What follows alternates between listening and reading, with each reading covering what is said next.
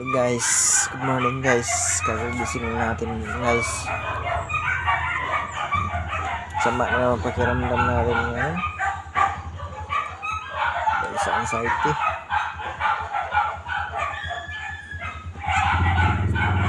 Pero laban lang guys. Kayang-kaya natin to. Anxiety lang yan. Matapang tayo. May Panginoon tayo. Pero guys, anxiety dyan, laban lang. Huwag mawala na pag-asa. Hanggat yung buhay may pag-asa. Hanggat andyan yung Panginoon, kaya natin panalo ang lahat na to. Kaya natin panalo kung ano mang sakit na to. Dahil ang anxiety na to, parang isang katang isip lamang to.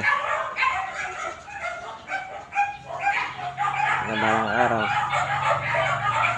ay lilisan din to at mawawala na din to sa ating katawan. Kaya guys, kung ano man meron natin ngayon, labanan lang natin. Huwag mawalan na pag-asa. Lagi tayong magdasal. Dahil ang pagdarasal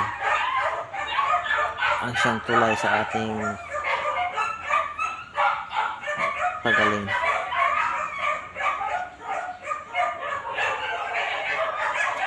Alam ko guys na mahirap at nahirapan kayo. Ganyan na ganyan po ako dati guys. Sobrang hirap. Dahil bago pa lang atin eh. Pero habang tumatagal guys, kaya na natin pag nasanay na tayo. Basta ugaliin nyo lang po na lagi kayong inhale, exhale, dasal, exercise, yung umaga, lakad-lakad lang guys. Minom din kayo ng maligamgam na tubig yung umaga guys.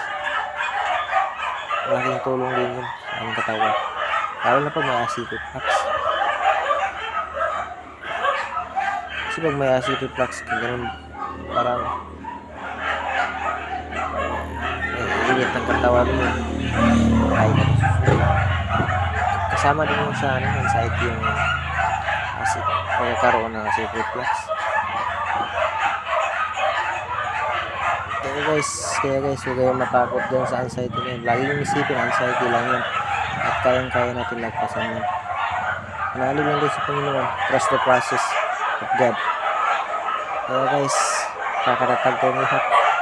At huwag tayong mawala na pag-asa. Yun lang po muna sa ngayon guys. Maraming salamat sa panonood. God bless guys.